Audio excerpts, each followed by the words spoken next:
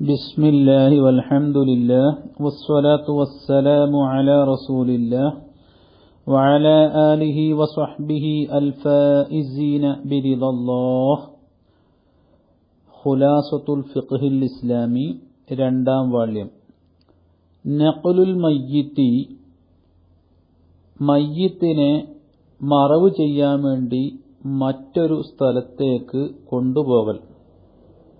യഹ്റുമു, ഹറാമാകും, നഖ്ലുൽ മയ്യിത്തി, മയ്യിത്തിനെ കൊണ്ടുപോകൽ, മിൻ ബലദി മൗത്തിഹി, മരിച്ച നാട്ടിൽ നിന്ന്, ഇലാ ബലദിൻ ആഖറ, മറ്റൊരു നാട്ടിലേക്ക്, ബിലാ ദറൂറത്തിൻ, അനിവാര്യമായ കാരണങ്ങളില്ലാതെ.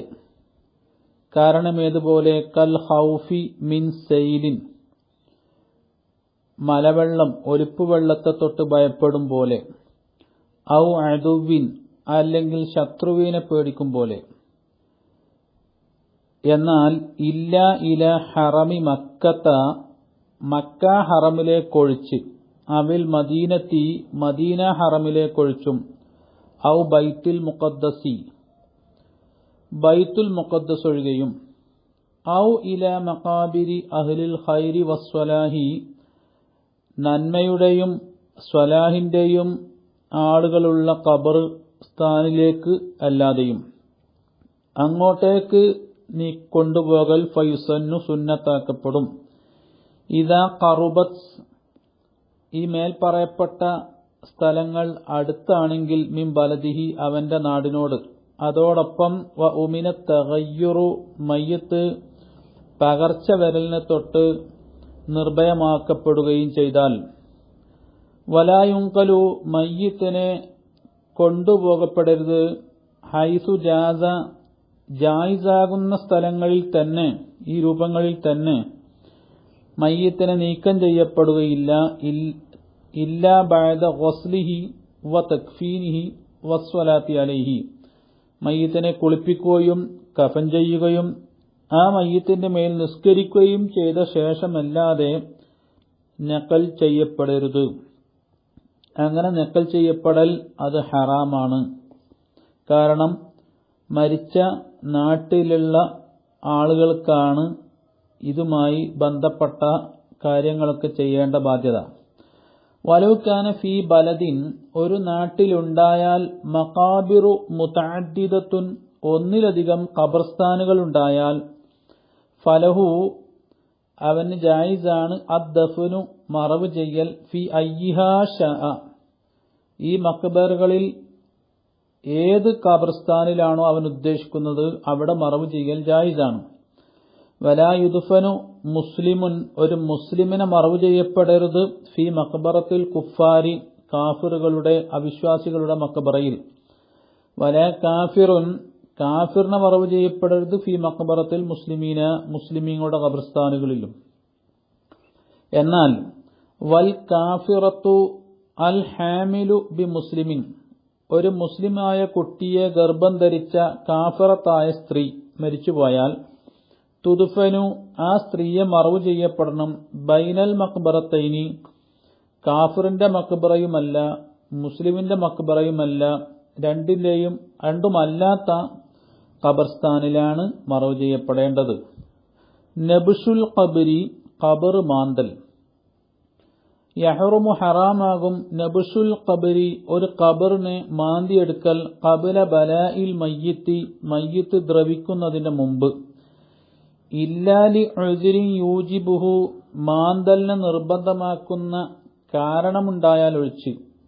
ഔ യുജവ്വിസുഹു, അല്ലെങ്കിൽ മാന്തലിനെ ജായിസാക്കുന്ന കാരണമുണ്ടായാൽ ഒഴിച്ച്. വമിനൽ അവ്വലി, മാന്തൽ നിർബന്ധമാക്കുന്ന കാരണത്തിൽപ്പെട്ടതാണ് ഗസ്ലുഹു, മയ്യിത്തിനെ കുളിപ്പിക്കൽ. വ ഇൽജാഉഹു ലിൽ ഖിബ്ലത്തി, മയ്യിത്തിനെ ഖിബ്ലയിലേക്ക് ചെരിച്ചു കടത്തൽ. ഖിബ്ലയ്ക്ക് ചെരിച്ചു കടക്കാതെയാണ് മറവ് ചെയ്തത് എങ്കിൽ മാന്തൽ നിർബന്ധമാണ്. വൽ ഇൽതിറാറു ഇലാ മഅരിഫത്തി സിഫത്തിൻ മിൻ സിഫാത്തിഹി, മയ്യിത്തിന്റെ വിശേഷണങ്ങളിൽപ്പെട്ട ഏതെങ്കിലും ഒരു സിഫത്ത് അറിയലിലേക്ക് അനിവാര്യത നേരിടും പോലെ. മിൻ നഹ്വി ദുക്കൂറത്തിൻ, ആ മയ്യത്ത് പുരുഷനാണോ ഔ ഉനൂസത്തിൻ സ്ത്രീയാണോ പോലെയുള്ള വിശേഷണം അറിയാൻ അനിവാര്യത നേരിടുമ്പോലെ. എപ്പോഴാണ് ഇതൊക്കെ മാന്തൽ നിർബന്ധമെന്ന് പറയുന്നത്? ഇല്ലം യതഗയ്യർ തഗയ്യുറൻ യംനഉൽ ഗർള ഫി ഹാദിഹി സലാസത്തി. ഇല്ലം യതഗയ്യർ മയ്യത്തിന് പകർച്ച വന്നിട്ടില്ലെങ്കിൽ, തഗയ്യുറൻ ഒരു ജാതി പകർച്ച. എങ്ങനെയുള്ള പകർച്ച?